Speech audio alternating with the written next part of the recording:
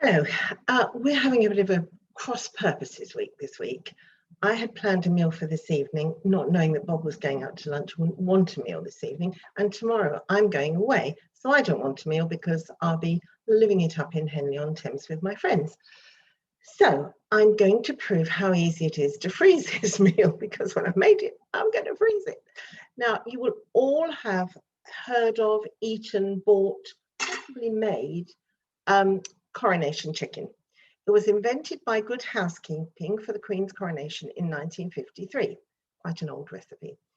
If you make coronation chicken as per Good Housekeeping, you will get a tin of apricots, you'll puree them, you'll poach your chicken, you'll faff about forever, and it will be delicious. However, you know me, I'm the cheats cook. This is Cheats Coronation chicken. It's simply, quite simply, the best recipe I've ever used.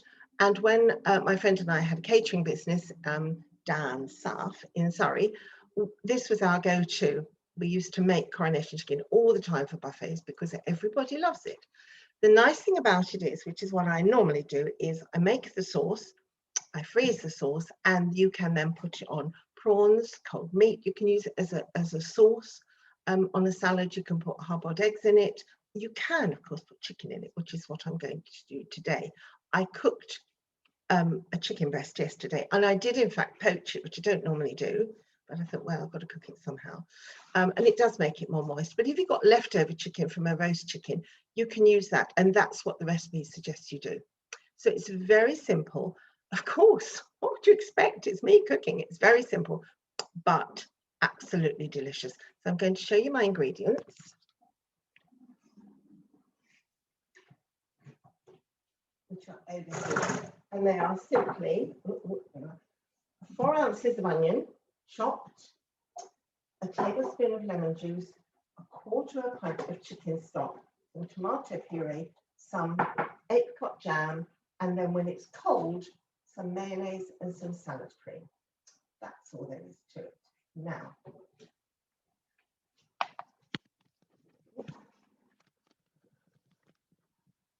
I'm going to give you a bit of a lecture, which I gave you the other day.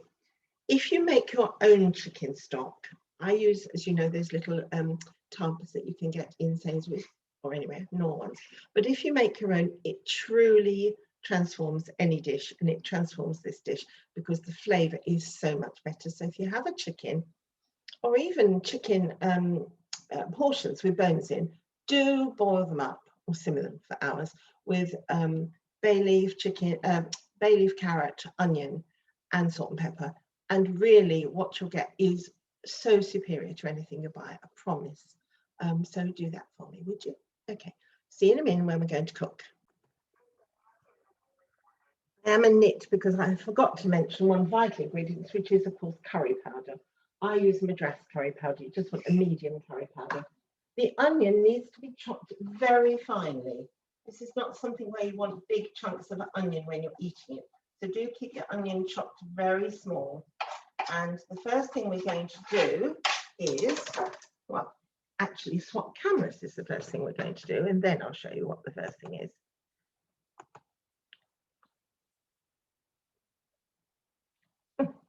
First thing we're going to do is heat some oil in here. I think it says a tablespoon. Okay. Now, my recipe, my original recipe, says use 3 tablespoons of whipped cream. Now, where one is supposed to have 3 tablespoons of whipped cream about one's person, I don't know. I've never, ever used cream in it, so we're not going to do that. So what you're going to do is just fry your onion gently until it's softened.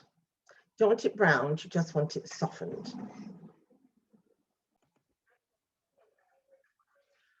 Once your onion has softened, which will take only a couple of minutes because you've chopped it really, really small, you don't want it to brown, add 1 tablespoon, level tablespoon of your curry powder.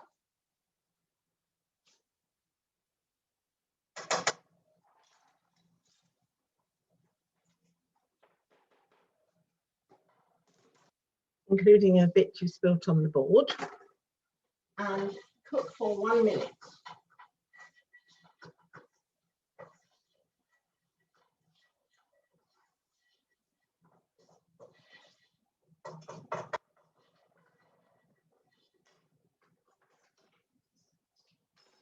into that, you're going to add 2 teaspoonsful of tomato puree, 5 tablespoonsful of apricot jam, and you can buy the cheapest possible jam. It doesn't need to have whole apricots in it or any of that sort of stuff.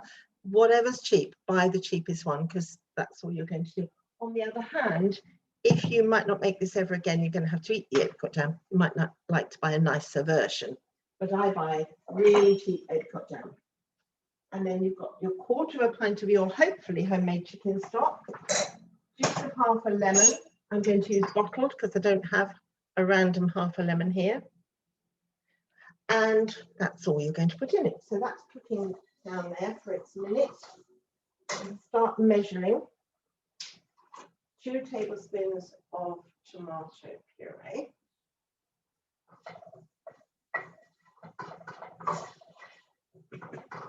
Oh, sorry. Let's remember not to get my head in shot. No, Nigella never has these problems, does she? How big her crew is to make her programs. I often think that when I'm watching her. Not that I watch her very often, because she's not very keen. Not a devotee. I've got 1 or 2 recipes of hers I like, but mostly I'm not a devotee. So juice of half a lemon is a tablespoon, give or take. Turn that right down. Add your 1/4 pint of chicken stock. Into that, we're going to add 5 tablespoons of apricot jam. 1, 2, 3,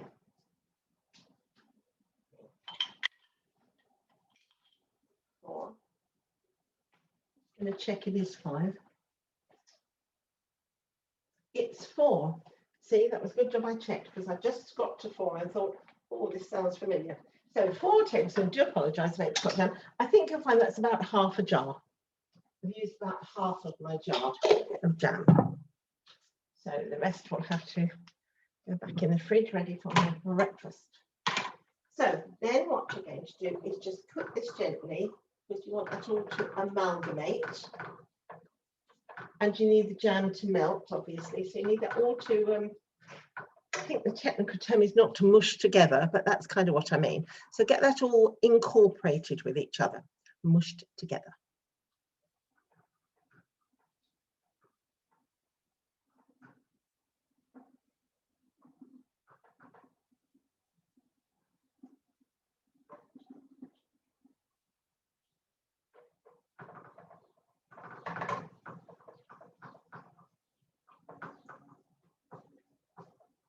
And in actual fact, I have a jolly swanky jar of jam, which was as cheap as the cheapest one in Sainsbury's. In fact, cheaper because it was on offer.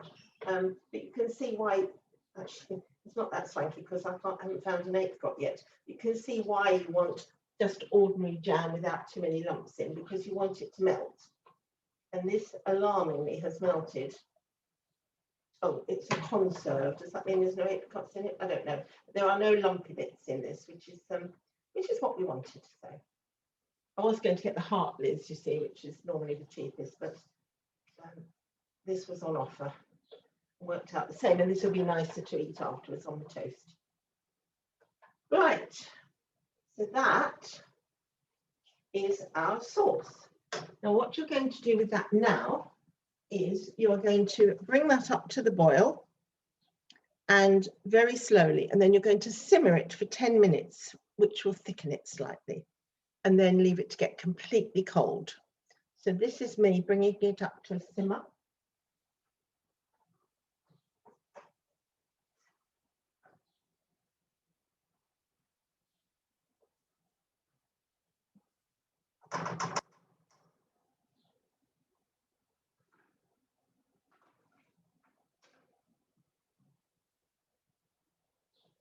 Oh, sorry, was my hair in that shot? I do apologise. You see it starting to bubble now.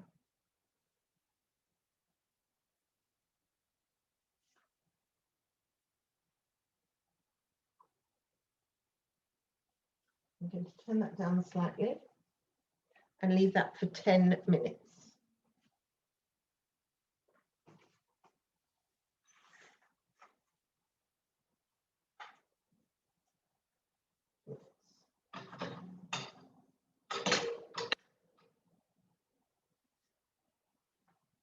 you'll eat and watch it simmer for 10 minutes, because I can't imagine anything more boring.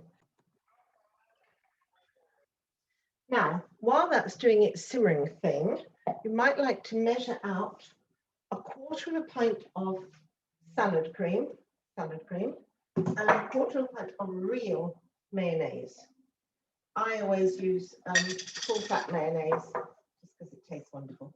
Now, I gave this recipe to my aunt at her begging, at her insistence, because she was doing a big buffet for a lot of people.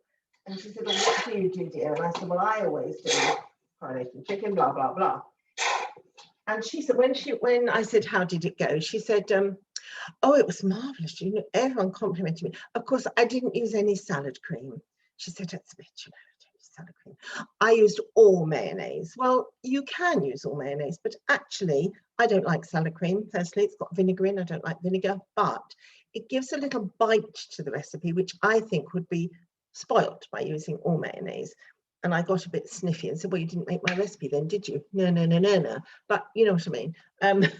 I think salad cream just adds the bite that you want to make it interesting, shall we say. And I've got just about 1/4 pint in this bottle, but I can't get it all out, so I'm getting a bit irritable. So excuse me. Oh. There's loads in there, but it won't come out.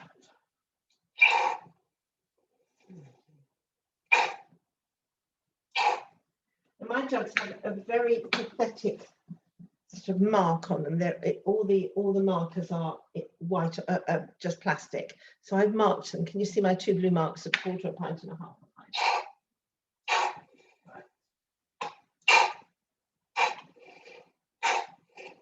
Well and truly the end of the salad cream. Come on. So now I'm going to put the mayonnaise in. So I can stir. Oh, mayonnaise in. Just stirring my little simmering friend over here. Giving it a bit of a stir as I go. Right, so here's the mayonnaise going in. Quite hard to measure, to be honest. Although, of course, you could, on my super duper scales, you could weigh it. It's so many, it's 150 mils, so I could have weighed it on my scales. But I'm doing it my old-fashioned way, which I've always done, seems to work. So why change the habits of a lifetime?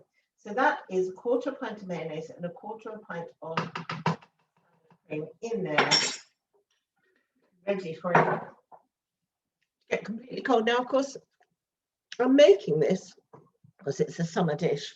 Excuse me, licking mayonnaise off myself. And it's 26 degrees. It's 26 degrees outside. So getting it completely cold is going to be quite fun. But I shall put a lid on it and put it outside. What I might do is tip it out into a bowl and stand the bowl in some iced water. That will cool it down quicker. Because otherwise I might have to come back tomorrow and finish this recording, which I don't want to do. So I think what I will do is pour it into a bowl and put that in put that bowl in a bowl with iced water in and try and cool it down that way. Meanwhile, I'll turn you off.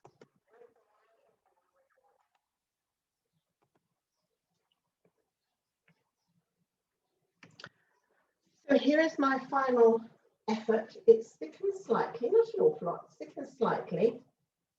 And it's done its 10 minutes. So we're going to turn it into a bowl over here.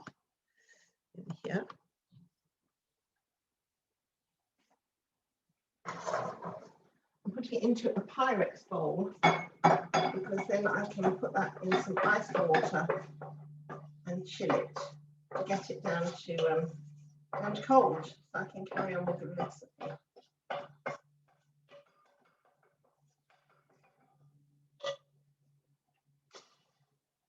So that's just going to go into some iced water now, and I will see you anon when it's cold.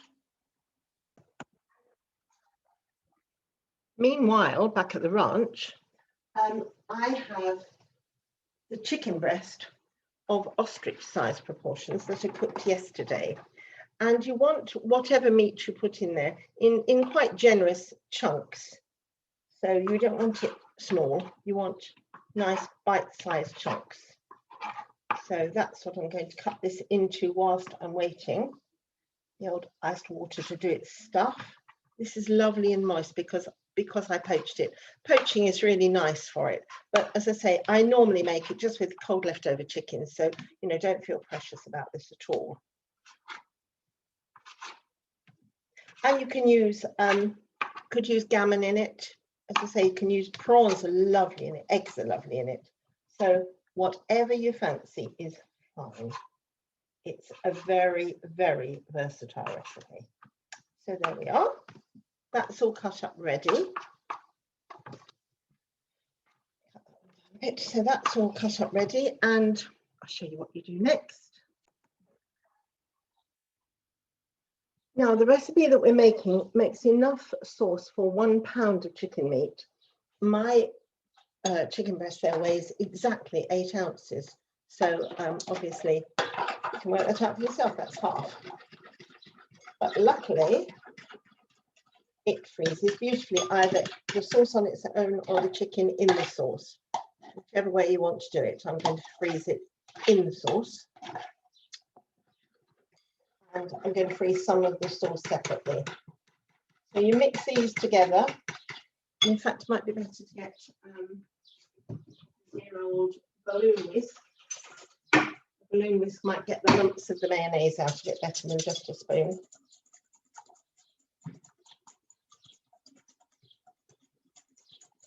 If you want a smooth sauce. You'll find as it cools that the first bit of the sauce gets quite a bit thicker than it was when you started. If you want it thick, you can always boil it a bit more rather than simmer it, and it will go even thicker. So there it is, the sauce, which I don't think you can see the colour of very well. It's surprise, surprise, it's apricot colours. Now, because the apricot jam is very sweet, that's another reason why I think it's really good to have the salad cream in, because it offsets the sweetness with the sharpness of the vinegar in the salad cream. I would definitely stick to the recipe. And I would say that, wouldn't I? So I'm going to put some of that. I don't even think you need half. I'm going to put some of that. I'm going to fold it into my chicken. And I think I'm going to have to make yet another bowl dirty. Put a bowl like that. Like that. I'm going to put some sauce on the top. I'm going to fold it in until I think I've got enough.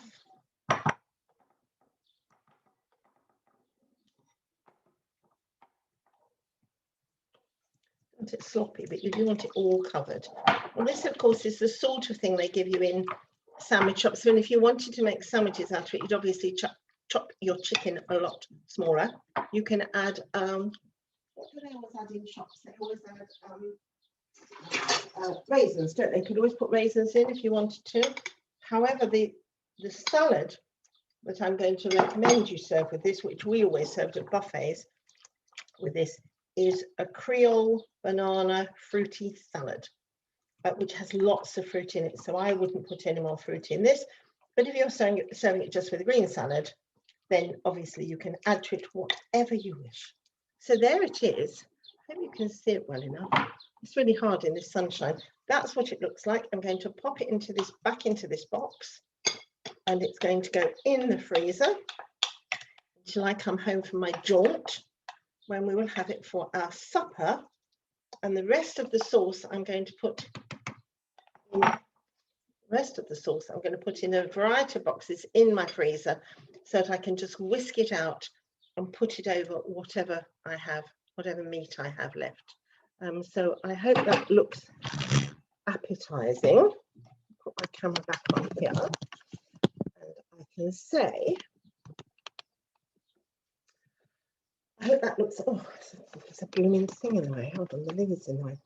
I hope that looks appetizing. It really is delicious, and it's terribly quick and easy. So do have a go, see what you think, and I hope you enjoy it. Cheerio.